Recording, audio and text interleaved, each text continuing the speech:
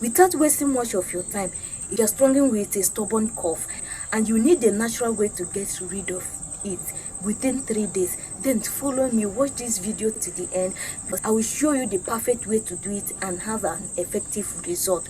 Wash your ginger, slice and boil it with 1 cup of clean water, like 5 to 10 minutes. Then allow it to cool down a little. Squeeze your half lemon into it.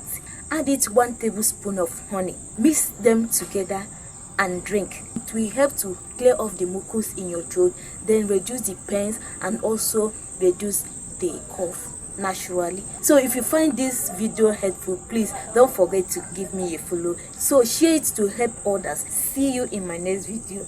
Bye.